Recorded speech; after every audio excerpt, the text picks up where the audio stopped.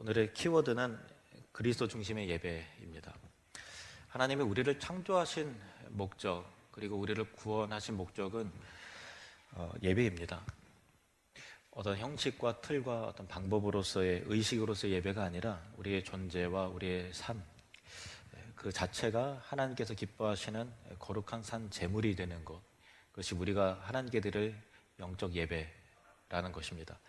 로마서 12장 1절 보시면, 그러므로 형제들아 내가 하나님의 모든 자비하심으로 너희를 권하노니 너희 몸을 하나님이 기뻐하시는 거룩한 산 제물로 드리라. 이는 너희가 드릴 영적 예배니라. 지난주에도 말씀드렸다시피 이 산 제물이라는 말 자체는 구약의 개념에는 아직 없는 개념이에요. 왜냐하면 제물 자체는 이미 죽은 제물만 있지 살아있는 상태에서는 제물이 될 수 없거든요. 하지만 예수님께서 우리를 위해서 십자가에 달려서 희생 제물로 돌아가셨기 때문에, 그리고 구속 사역을 완성하셨기 때문에 우리는 이제는 더 이상 짐승을 잡아 죽은 제물로 드리는 그 예배를 드릴 필요가 없게 된 것이죠. 그래서 그리스도 통해서 우리는 살아있는 제물이 되어서 하나님께 우리 존재 자체가 예배가 되는 그런 길을 그리스도께서 열어주신 것입니다. 그런데 그냥 내 자아가, 또 나의 옛사람이 팔팔하게 살아있는 상태로서는 제물이 될 수 없어요. 왜냐하면 제물이라는 것 자체가 각이 떠지고 해체가 되고 분리가 돼야만 제물이 되는 거기 때문에 그런 것이죠. 그래서 제물이 되기 위해서는 해체가 돼야 되는데, 그러니까 칼로 찌르고 각이 떠지고 또 가죽이 벗겨지고 또 내장이 파헤쳐지고 기름이 분리가 되고 똥을 막 잡아 당겨서 이제 똥을 제거를 하고 불에 태워져야 제물이 되는 것이에요. 그래서 짐승이 제물이 됐다라고 하면은 그 짐승 그 존재의 고유의 어떤 형태와 형상, 그게 그 제물이 된 이후에는 전혀 남아있는 게 없는 거예요. 완전히 죄가 되는 그런 상태, 온데간데 없어지는 거예요. 그래서 우리가 거룩한 산 제물이 되기 위해서는 우리가 해체가 돼야 되는데, 어떻게 우리의 완고함과 우리의 교만함과 우리의 이 더러운 지방이 어떻게 해체될 수 있을까? 그것은 하나님의 진리의 말씀의 검이 우리를 찌르고 우리를 분해해야만 우리는 비로소 해체가 되고 찢겨지는 자가 되는 거예요. 그래서 히브리서 4장 12절 말씀 보시면, 이 말씀은 참 유명한 말씀인데 제사에 대한 그런 말씀입니다. 하나님의 말씀은 살아있고 활력이 있어 좌우에 나선 어떤 검보다도 예리하여 혼과 영과 및 관절과 골주를 찔러 쪼개기까지 하며 또 마음의 생각과 뜻을 판단하나니. 그래서 말씀의 검이 임하는 자리에 우리가 머물러 있어야만 비로소 우리가 해체가 되기 시작하는 거예요. 아, 내가 교만했구나, 내가 사랑하지 못했구나, 내가 이건 아니었는데, 괜찮은 사람이 아니구나, 나의 약점이 이거였구나, 지나온 과거와 현재의 부족함과 연약함이 말씀 앞에서 드러나게 되면서 산 제물로 해체가 되면서, 그래야 이제 하나님께 예배가 되는, 그렇게 되는 것이죠. 그래서 내 안에 말씀이 없다면, 말씀이 임하는 자리에 없다면 우리는 제물이 될 수 없기 때문에 예배를 드릴 수 없게 되는 거고, 그래서 내가 말씀에 의해서 해체가 되지 않았는데도 불구하고 내가 예수님 믿고 구원의 확신이 있고 내가 날마다 주님과 동행해요, 바빠서 예배는 못 드리지만 주님과 항상 동행하는 예배의 삶을 살고 있어요 라고 하는 것은 사실은 자기 착각이고 자기 기만에 가까운 말이에요. 그런 건 없어요. 그러니까 예배하지 않는 구원, 예배하지 않는 일상에서의 참 주님과의 친밀함, 그것은 존재하지 않습니다. 그래서 이 말씀이 있는 자리인 이 자리를, 공예배를 우리가 소중하게 생각해야 되고, 또 공예배가 삶의 중심이 되고 기초가 되기 시작할 때 비로소 삶의 예배, 주님과 동행하는, 주님과 친밀한 관계로서의 예배도 가능하게 된다라는 거예요. 여러분 축복합니다. 이 자리를 귀하게 생각하시기를 주님의 이름으로 부탁을 드립니다. 그러면 예배하는 이 장소에, 이 시간에, 이 예배당에, 이 건물 안에 들어왔다고 그럼 자동으로 예배가 되느냐? 그건 또 아니라고 말씀을 드립니다. 오늘 본문이 그런 얘기예요. 오늘 본문은 예수님이 사마리아의 수가라고 하는 동네에서 우물가에서 한 그 여인을 만나서 대화하시는 내용인데, 역사적으로 보면 유대인들과 사마리아인들은 감정의 골이 굉장히 깊었어요. 절대 상종하지 않고 사마리아 가까운 곳에 사마리아 땅을 지나가는 길로 가면 가까운데도 멀리 빙 돌아서 갔단 말이에요. 그리고 이들은 서로 예배에 대한 신학적 의견이 아주 달랐는데, 사마리아 사람들은 그리심산이라고 하는 자기들이 이제 그 세겜이라고 하는 그 곳에 있는 산에서 예배해야만 그것이 그 예배가 진정한 예배가 된다라고 생각을 했고, 유대인들은 아니다, 예루살렘 성전에서 드리는 예배가 참된 예배다라고 생각을 했어요. 그래서 이 사마리아 여인은 보통 때 가운데 유대인들을 만날 기회가 없었는데 이제 예수님과 대화해 보니까, 야, 이분이 보통 분이 아니구나, 아마 선지자인가 보다, 이런 생각이 들어서 평소에 궁금했던 이 신학적인 주제, 그리심산에서 예배드리는 것이 맞느냐, 예루살렘 성전에서 예배하는 것이 맞느냐, 둘 중에 어떤 게 맞는 건가요? 하고 이 선지자처럼 보이는 이분에게, 유대인에게, 예수님에게 질문을 하는 거죠. 근데 예수님은 전혀 뜻밖의 답을 하시는 겁니다. 21절 말씀 보시겠습니다.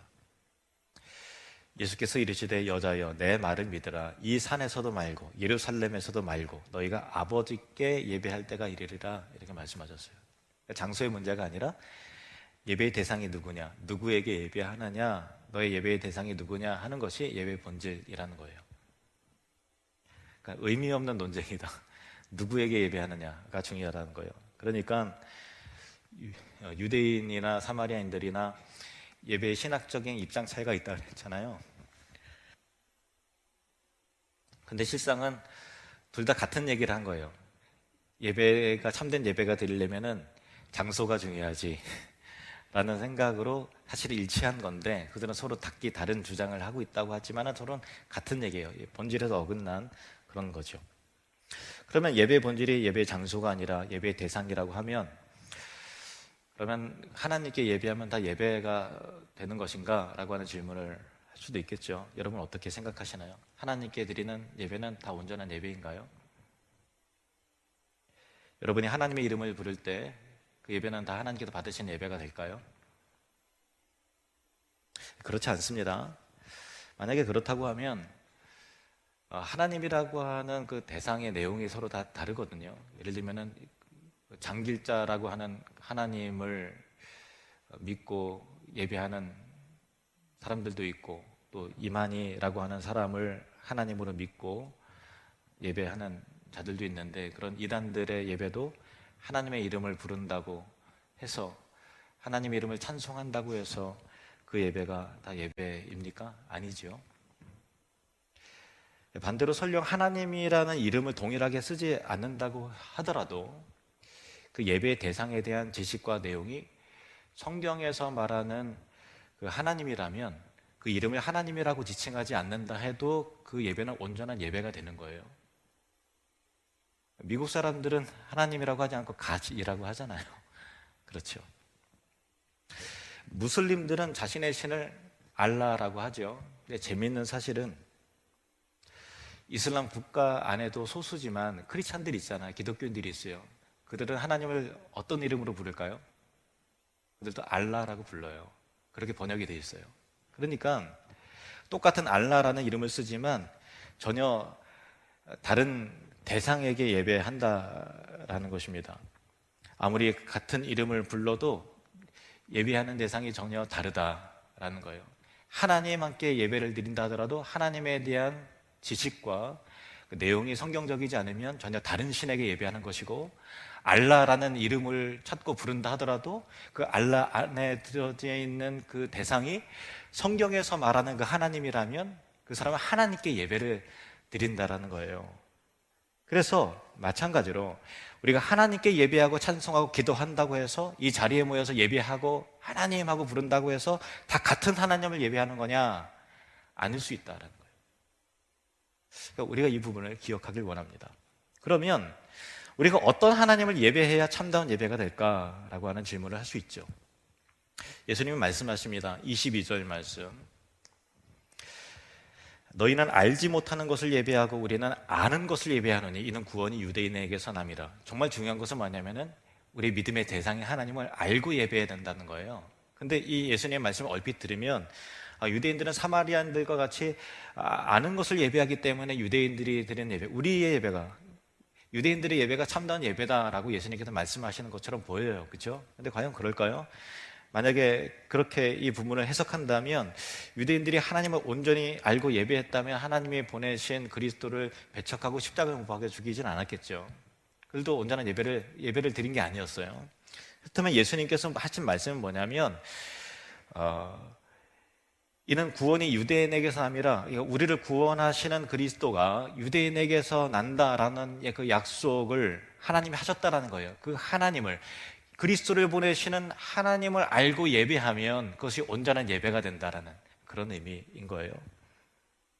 그러니까 어떤 하나님을 예배해야 되는가 하면 우리에게 구원을 베풀어 주신 하나님, 하나님의 약속대로 그 아들이신 그리스도를 보내신 언약의 하나님, 그 하나님을 알고 예배해야 하나님께 비로소 우리는 예배할 수 있게 된다라는 말씀이신 것입니다.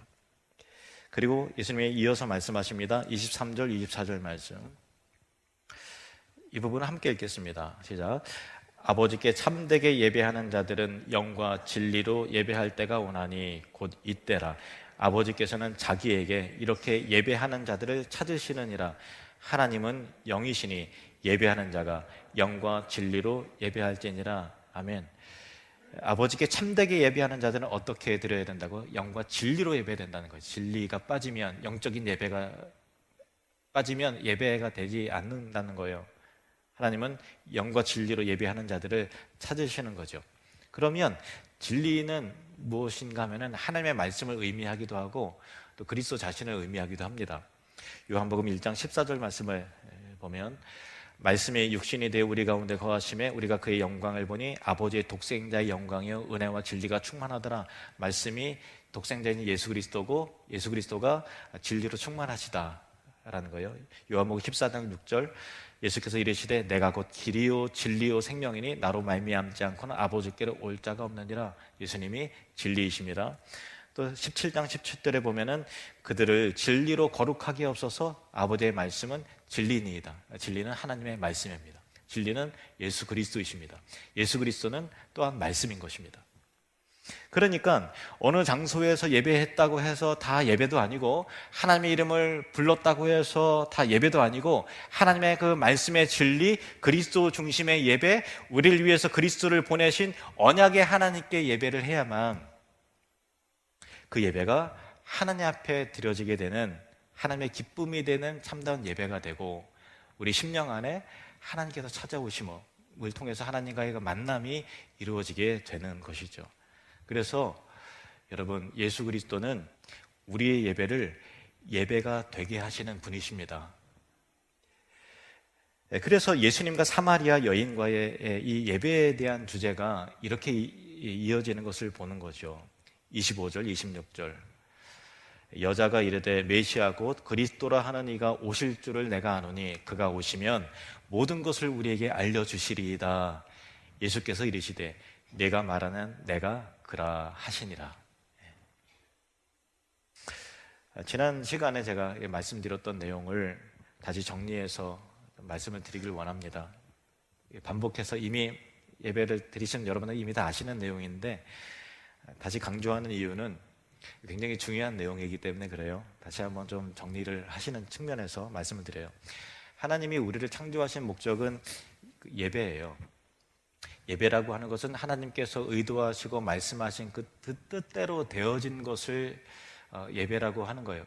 그것이 하나님께 큰 기쁨이에요. 그래서 하나님께서 말씀하신 대로 자연 만물이 만들어지고 또 자연은 하나님께서 말씀하신 대로 정한 시간에 규칙대로 움직일 때 하나님께서는 그 자연을 통해서 영광을 받으시고 힘에 만족하시는 거죠. 근데 우리 이성적인 인간들은 의지적인 순종을 통해서 하나님의 뜻 가운데로 행하고 또 하나님의 의도대로 이 세상을 다스리기 시작할 때 그것이 하나님께 큰 기쁨이 되고 하나님께 예배가 되는 거예요.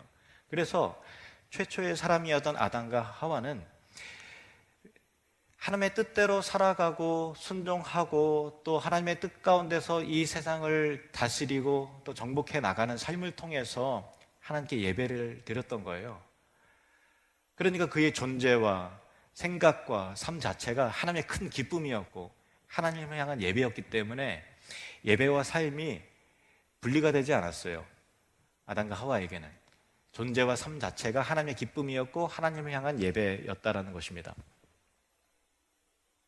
그러나 아담과 하와가 뱀의 깸에 빠져서 하나님을 향한 예배를 거절하는 사건을 벌이고 나서 더 이상 사람들은 하나님을 예배할 수 없었어요.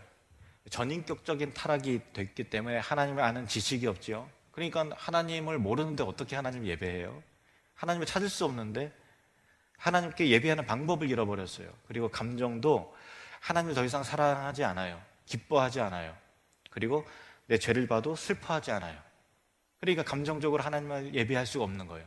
의지적으로도 하나님의 뜻을 따르려는 결단과 의지가 없는 거예요. 그러니까 삶 속에서도 예배가 불가능해진 것이죠. 인간은 수치스럽고 부끄러운 존재가 되었던 것입니다. 하지만 하나님은 인간을 타락한 채로 멸망하도록 그대로 죽도록 내버려 두지 않으시고 참다운 예배자로 회복하는 예배 회복 프로젝트를 실행하셨다라는 거예요. 그래서 하나님은 인간이 하나님 앞에 나올 수 있도록 짐승을 잡아 찢어 그 가죽을 벗기고 옷을 만들어서 사람에게 입혀주셨습니다. 창세기 3장 21절 여호와 하나님이 아담과 그의 아내를 위하여 가죽 옷을 지어 입히시니라. 누가 지어 입히셨다고요? 하나님이요. 이 가죽 옷을 만든 주체는 인간이 아니라 하나님이에요. 인간 스스로를 위해 만든 옷이 아니라 하나님이 인간을 위해서 친히 만들어주신 가죽 옷을 입어야 비로소 인간은 하나님 앞에 나아갈 수 있게 되었고 하나님도 비로소 인간을 기쁨으로 보아주실 수 있게 된 거죠. 그러니까 이 가죽 옷은 하나님 자신을 위한 것이기도 하고 인간을 위한 것이기도 해요. 거룩하신 하나님이 죄인과 함께 있을 수 없기 때문에 가죽 옷을 입혀서 드디어 인간을 마주 대하면서 기쁜 낯으로 서로가 보게 되는 그 예배가 가능했던 그런 것입니다. 가죽은 짐승을 죽이는 과정에서 얻을 수 있는 것이죠. 당연하죠. 그리고 가죽을 벗기는 그 과정에서 그 짐승은, 동물은 고통스럽게 피 흘려 죽게 되는 것입니다.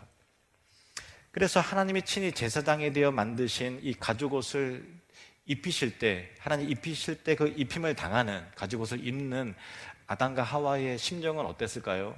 한번 상상해 보세요. 어땠을까요? 죄가 드디어 가려진, 부끄러움을 가려지는 자신의 모습을 보면서 기뻐했을까요? 아니면 자신을 대신해서 죽은 짐승을 생각하면서, 그 당시에는 죽는 거라는 거 없었거든요.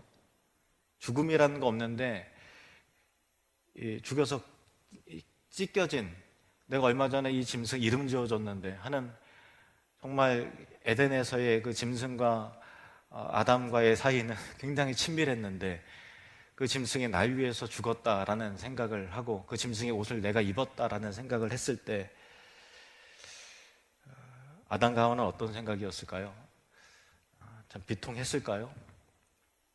그리고 아담과 하와는 하나님께 죄송했을까요? 그리고 감사했을까요? 이 모든 그 뭐라고 말할 수 없는 그 복잡한 그 감정들을 은혜라는 그 단어에 그릇에 넣을 수 있는 것이죠.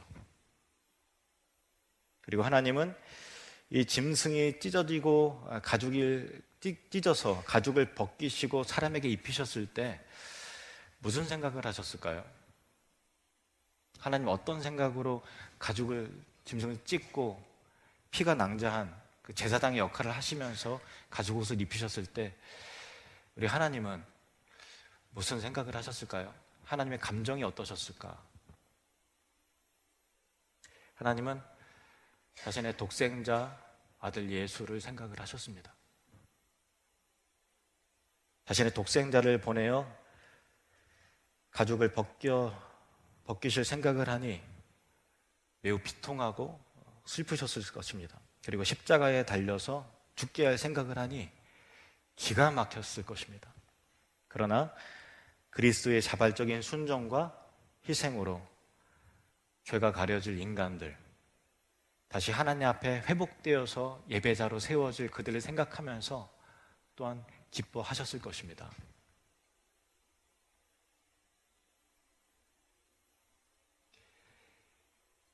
우리 인간을 향한, 우리가 하나님을 향한 여러 가지 복잡한 감정들이, 뭐라고 말할 수 없는 그 감정들이 담겨져 있는 이것이 바로 예배입니다.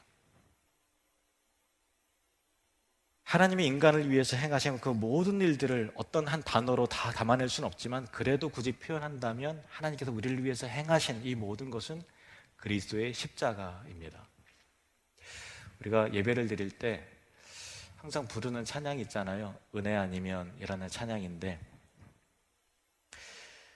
저는 이 찬양을 매주마다 지금 몇 년째 예배 때마다 부르는데, 저는 또 1부 예배도 드리고 2부 예배도 드리고 하잖아요. 근데 한 번도 반복되는 이 찬양이 지겹다는 생각을 한 번도 해본 적이 없어요. 여러분들과 마찬가지시죠? 항상 은혜가 돼요. 왜 그럴까요?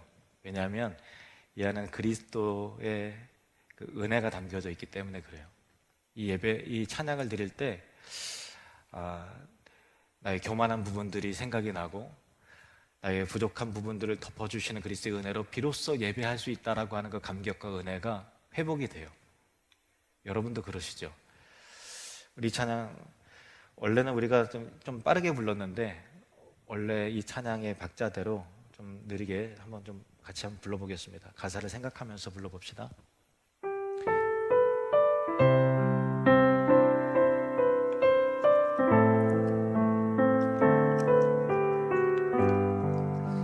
어둠 속 헤매이던 내 영혼, 어둠 속 헤매이던 내 영혼, 갈 길 몰라 방황할 때에 주의 십자가 영광의 그 빛이 나를 향해 비추어 주셨네. 주홍빛보다 더 붉은 내 죄 그리스도의 피로 씻기어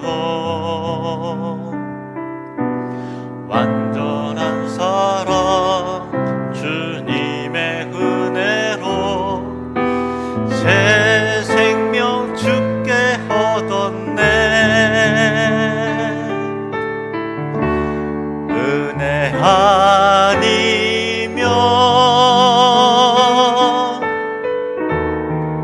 나서지 못하네. 십자가의 그 사랑 능력 아니면 나서지 못하네. 은혜 아니면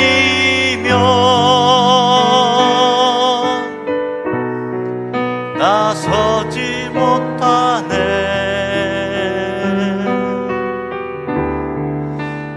놀라운 사랑 그 은혜 아니면 나서지 못하네.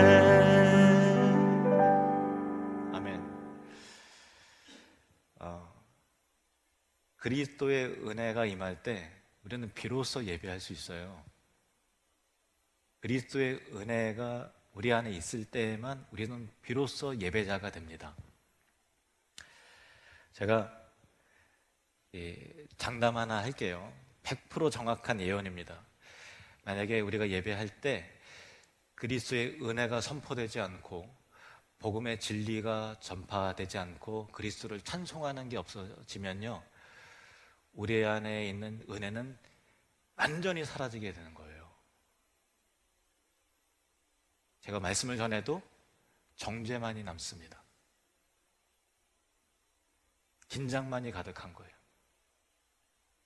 우리의 예배를 예배되게 하고 우리에게 은혜를 회복시키고 주님 앞에 내가 이렇게 서 있구나라고 하는 그 감격과 눈물과 여러 가지 복잡한 감정들을 느끼게 하는 것은 우리가 그리스도의 의의 옷을 입고 하나님께 친히 우리를 위해서 만들어진 가죽옷을 입을 때에 우리는 비로소 주님 앞에 나아갈 수 있는 자유와 감격과 은혜와 때로는 죄송한 마음과 미안한 생각과 그러나 기쁨과 뭐라고 형언할 수 없는 복잡한 은혜와 눈물과 그런 것들이 우리를 예배자로 만들게 되는 것이죠. 그러면 더 나아가서 우리의 삶 자체가 이렇게 의식적인 예배 말고 우리의 삶 자체가 하나님 앞에 기쁨이 되는 예배를 드리기 위해서는 어떻게 해야 될까요? 그냥 예배 드릴 때 가지고 옷 입다가 또 다시 집에 갈 때 이 벗어요? 그것이 아니라 그리스도의 의의 옷을 입은 상태에서 예수 그리스도로 충만해지는 방법밖에 없어요. 그분의 생각과 주님의 말씀이 나의 의식과 생각과 언어와 행실과 일상의 모든 것을 다스려 나가기 시작할 때 하나님께서 처음에 우리 인간을 만드셨을 때 의도하신 대로 우리 존재와 삶 자체가 하나님께 기쁨이 되고 하나님께 영광이 되고 하나님의 자랑이 되고 하나님께 예배가 되기 시작하는 것이죠. 하나님은 사도 바울의 고백을 통해서 삶이 예배가 되는 그 비결에 대해서 말씀을 하십니다. 갈라디아서 2장 20절 말씀 함께 읽겠습니다. 내가 그리스도와 함께 십자가에 못 박혔나니 그런즉 이제는 내가 사는 것이 아니요 오직 내 안에 그리스도께서 사시는 것이라.